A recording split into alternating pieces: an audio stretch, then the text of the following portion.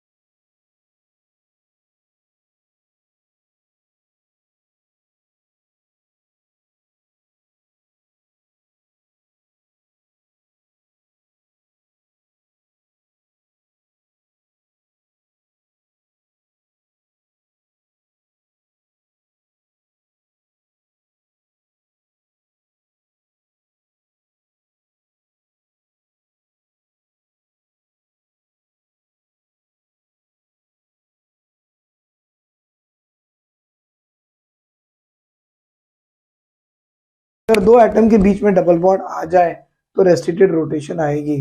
उसके बाद restricted atom पे लगे हुए दोनों के दोनों एटम्स दोनों के दोनों डिफर हो, अगर ऐसी कंडीशन आ जाए हमारा कंपाउंड ज्योमेट्रिकल आइसोमरिज्म दिखाएगा। लेकिन इस केस में देखिए, इस रेस्ट्रिक्टेड एटम पे लगे हुए दोनों के दोनों एटम कैसे सेम है, इसीलिए कंपाउंड ज्योमेट्रिकल आइसोमरिज्म नहीं दिखाएगा। अब बात आती है बेटा, ज्योमेट्रिकल आइसोमरिज्म दो तरह के होते हैं। कौन से दो तरह के होते हैं बेटा? एक होता है सिस, तो दूसरा होता है ट्रांस। ये ज्योमेट्रिकल आइसोमरिज्म है।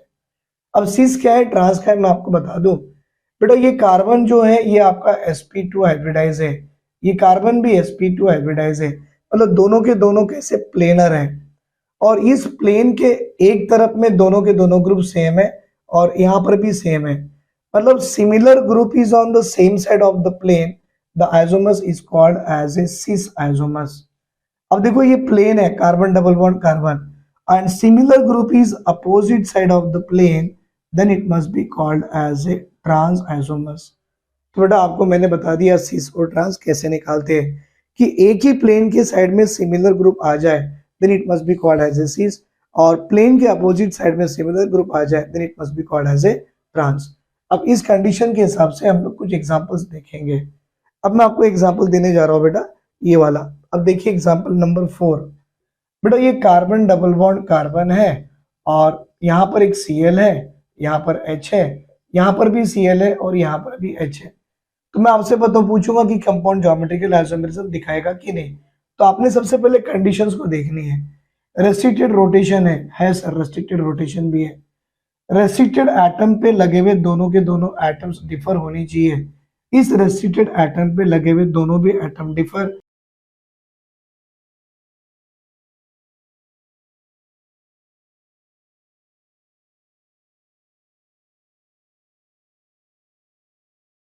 दिखाएगा।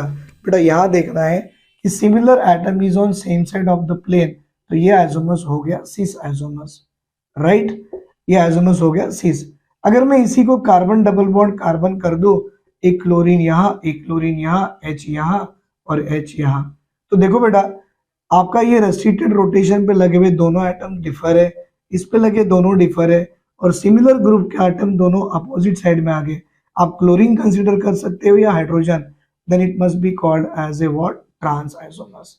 मतलब ये भी ज्योमेट्रिकल आइसोमर्स दिखाएगा, लेकिन ये कैसा होगा बेटा, ट्रांस आइसोमर्स। लेकिन आपको एक पॉइंट बता दूं बेटा, मैं इस केस का इसी का एग्जांपल दे रहा हूं। कार्बन डबल बॉन्ड कार्बन है बेटा, ये क्लोरीन है, ये क्लोरीन, ये हाइड्रोजन हाइड्रोजन, और ये कार्बन डबल बॉन्ड कार्बन है बेटा, ये क्लोरीन, ये क्लोरीन और ये हाइड्रोजन और ये हाइड्रोजन। अब ये है आपका सिस आइसोमर्स और ये है आपका ट्रांस आइसोमर्स। आपसे पूछा जाएगा क्या बेटा सिस और ट्रांस एक दूसरे में इंटर कन्वर्टिबल है या नहीं है। मतलब हमको लग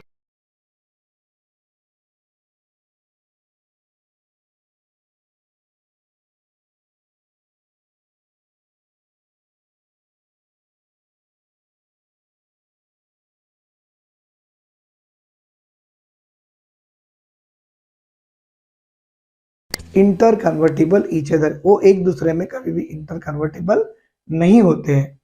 इतना ही नहीं बेटा, मैं आपको और एक अच्छा सा एग्जाम्पल दे रहा हूं। ये देखिए एग्जाम्पल नंबर 6 पे आई है बेटा, यहाँ कार्बन डबल बॉन्ड कार्बन है और इसके पास COOH ग्रुप है, इसके पास भी COOH ग्रुप है बेटा, यहाँ भी H है और यहाँ भी H है। आप देखिए इस कंपाउंड में रेस्ट्रिक्टेड रोटेशन के साथ साथ रेस्ट्रिक्टेड एटम पे ये वाला ग्रुप और ये वाला एटम डिफर है, रेस्ट्रिक्टेड एटम पे लगा हुआ ये वाला ग्रुप और ये वाला एटम भी क्या है, डिफर है। मतलब ये कंपाउंड ज्योमेट्रिकल आइसोमर्स दिखाएगा।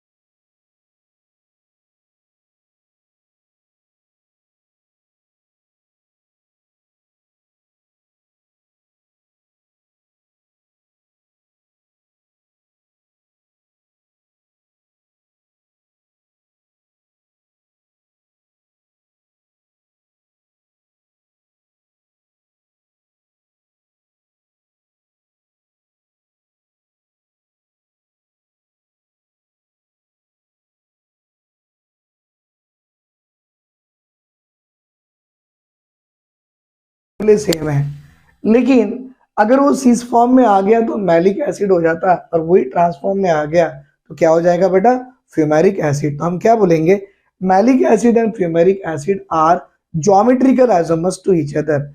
मतलब एक सिस हो सकता है और दूसरा ट्रांस, लेकिन सिस कभी भी ट्रांस में कन्वर्ट नहीं होगा और ट्रांस कभी सिस में कन्वर्ट नहीं होता, क्योंकि they are not be interconvertible because of having what बेटा, रेस्ट्रिक्टेड रोटेशन। बेटा अब ये ना इसके पहले जो देखे हमने ज्योमेट्रिकल आइसोमेरिज्म इन अल्कीन में था, अब आ गया बेटा ज्योमेट्रिकल आइसोमेरिज्म इन साइक्लोअल्केन। साइक्लोअल्केन के लिए कंडीशन क्या हो, एक कंडीशन, इसकी भी कंडीशन है। साइक्लोअल्केन के लिए कंडीशन क्या हो कि बेटा वो जो आपकी रिंग होगी, जो भी रिंग होगा बेटा, रिंग मस्ट हैव बेटा, it must have at least two at least two disubstituted sp3 hybridized carbon. अब इसका मतलब समझ में नहीं आएगा आपको, बट मैं आपको एग्जांपल से समझाने की कोशिश करूंगा। कि जो भी रिंग होगी उसमें आपके पास एटलीस्ट, मतलब मस्ट हैव मिनिमम लिखो ना भाई, एटलीस्ट लिखने के बजाय minimum 2 disubstituted sp3 hybridized carbon हो। अब वो क्या होगा, एक एग्जांपल दे रहा हूं मैं बेटा। ये है मेरे पास एक साइक्लो अल्केन, जानते हो इसका नाम साइक्लोहेक्सेन है, और ये जो कार्बन है उसकी हाइब्रिडेशन sp3, ये भी sp3, ये भी sp3, ये भी sp3, sp3 और sp3। और हमें कितने होना बेटा, 2 होना है। मैं लिखूं बेटा, अब ये sp3 कार्बन पे दो दो हाइड्रोजन है, और बॉन्ड लाइन फॉर्मूले में हम हाइड्रोजन को ड्रॉ ही नहीं करते, ये छोड़ देते हैं। तो बेटा ये sp3 और ये sp3 में मैंने क्या करा दिया, एक केस में मैंने H लगा दिया और यहाँ पर मैंने COOH लगा दिया। देखो बेटा sp3 हाइब्रिडाइज कार्बन पे दो अलग अलग ग्रुप लग गए, ग्रुप और एटम। बेटा ये भी एक अलग अलग ग्रुप है, मतलब हमारी कंडीशन सेटिस्फाई होगी ना कि रिंग के अंदर में आपको मिनिमम 2 sp3 डाई सब्स्टिट्यूटेड होना है, और ये तो डाई सब्स्टिट्यूटेड है बेटा, मतलब ये कंडीशन है तो मैं बोलूं ये कंपाउंड मेरा ज्योमेट्रिकल आइसोमेरिज्म दिखाएगा। लेकिन कौन सा, इसका नाम है बेटा सिस। क्यों, H and H same side, COH is on the same side.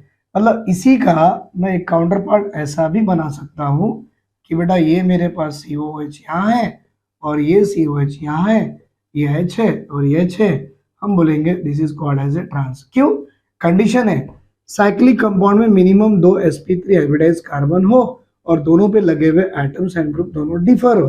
हाँ, अगर ये दोनों अपोजिट साइड में आते हैं तो ट्रांस हो जाएगा, अगर ये दोनों सेम साइड में आ गए या HH सेम साइड में आ गए तो इसे बोलेंगे ट्रांस एंड सिस, और इसे बोलेंगे बेटा ट्रांस। तो एक्चुअली बताने का मतलब है कि दोनों के दोनों कंपाउंड ज्योमेट्रिकल आइसोमर्स दिखा रहे हैं। अब मैं आपको इसी का एक काउंटर पार्ट दे रहा हूँ बेटा। एक एग्जांपल ऐसा भी है कि कुछ कंपाउंड ऐसे होते हैं कि वो ज्योमेट्रिकल आइसोमेरिज्म नहीं दिखाते साइक्लिक कंपाउंड में। एक काम करके देखेंगे बेटा, मैं यहाँ पर 5 मेंबर रिंग बना रहा हूँ, एक 5 मेंबर रिंग बना रहा हूँ, और यहां भी मैं एक 5 मेंबर रिंग बना रहा हूं।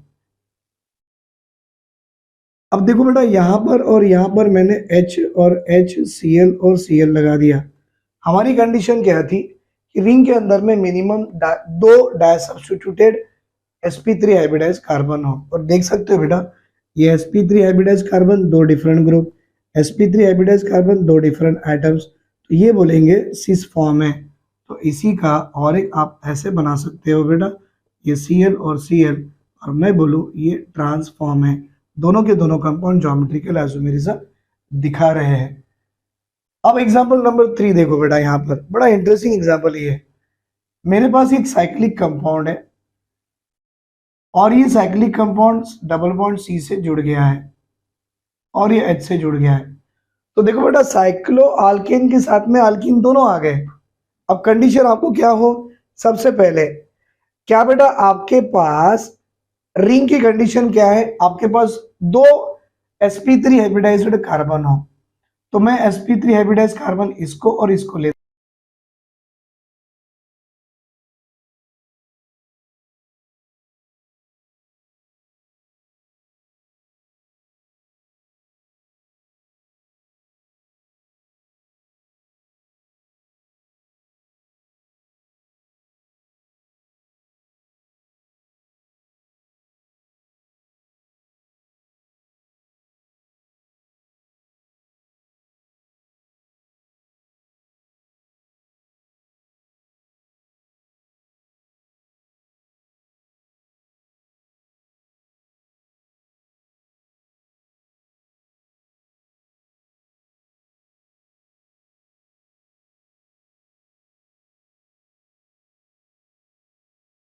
also can shows the geometrical isomerism।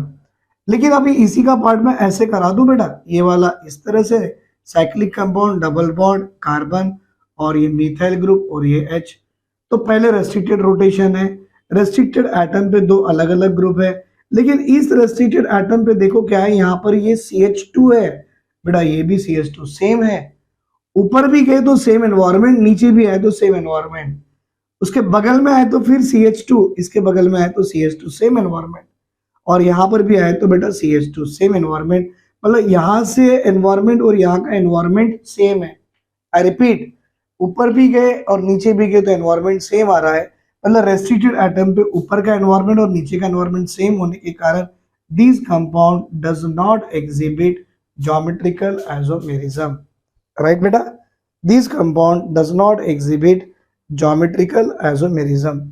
तो आपको ऐसे ही देखना है कि अगर आपको साइक्लिक कंपाउंड के साथ में डबल बॉन्ड देता है तो रेस्ट्रिक्टेड एटम पे दो अलग अलग ग्रुप देखने हैं, लेकिन जब रिंग में आते हो तो मिनिमम दो sp3 हाइब्रिडाइज कार्बन पे अलग अलग ग्रुप लगना है। देखो इस कार्बन से क्या जुड़ गया बेटा, CHCl, इस कार्बन से क्या जुड़ गया, CH2।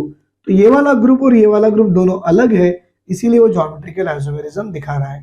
लेकिन इस केस में देखो, इस रेस्ट्रिक्टेड कार्बन से CH2 दोनों सेम है, and this compound never exhibit geometrical isomerism.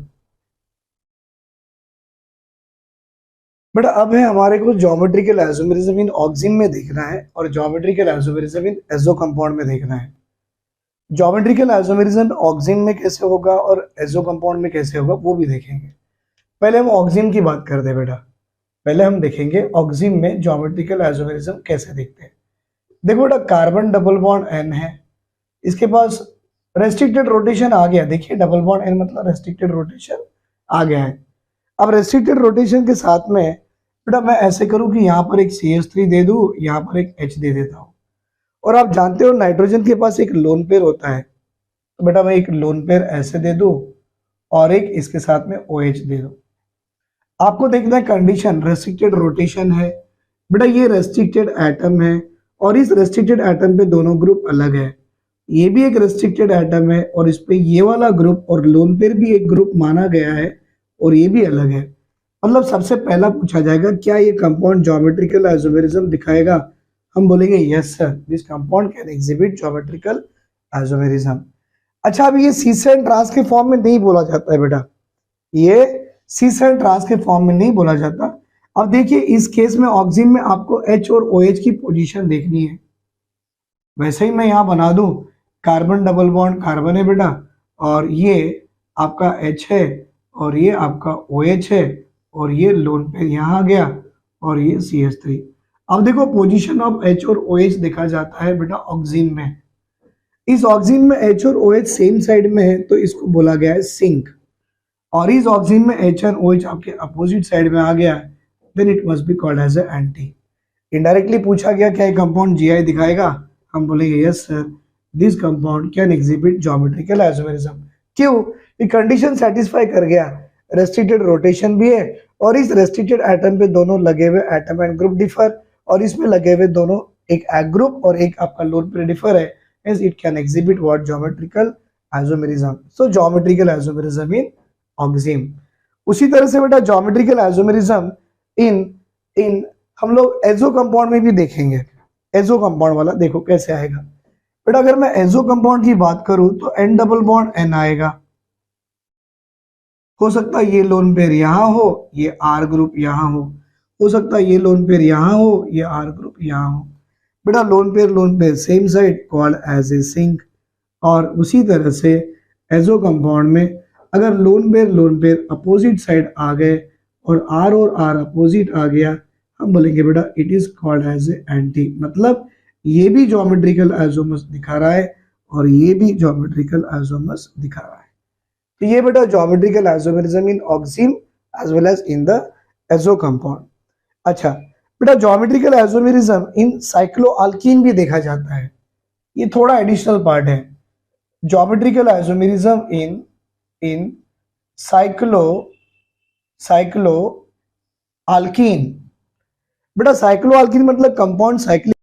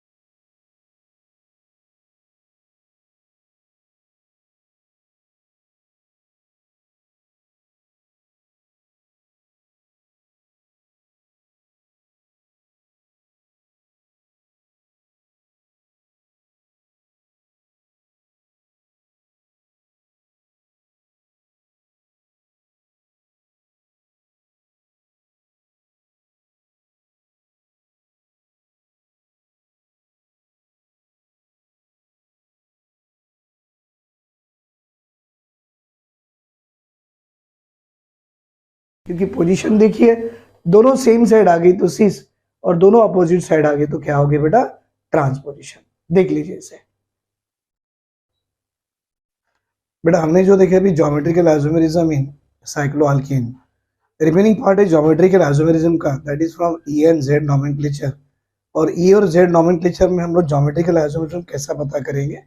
Example देखो जो मैं आपको बताने जा रहा हूँ, अगर हमको कुछ कंपाउंड इस तरह से दे दे, कार्बन डबल बॉन्ड कार्बन आ जाए, और बेटा यहाँ पर एक फ्लोरीन दे दे, ये क्लोरीन दे दे, यहाँ ब्रोमीन दे दे, और यहाँ आयोडीन, सबसे पहले पूछा जाएगा क्या एक कंपाउंड आपका ज्योमेट्रिकल आइसोमेरिज्म दिखाएगा। हम बोलेंगे ये कंपाउंड हमारा ज्योमेट्रिकल आइसोमेरिज्म दिखाएगा। क्यों? Carbon double bond carbon restricted rotation है, और रेस्ट्रिक्टेड एटम पे दो अलग अलग एटम है, और इस रेस्ट्रिक्टेड एटम पे भी दो अलग अलग एटम है, मतलब ये ज्योमेट्रिकल आइसोमेरिज्म दिखाएगा। क्या वो सीस दिखाएगा कि ट्रांस दिखाएगा? बेटा ये ना तो सीस दिखाएगा ना तो ट्रांस, और ऐसे आइसोमर्स जो दिखाते हैं उसको हम बताते हैं by the term called as E और जेड नोमेनक्लेचर। बेटा ई और जेड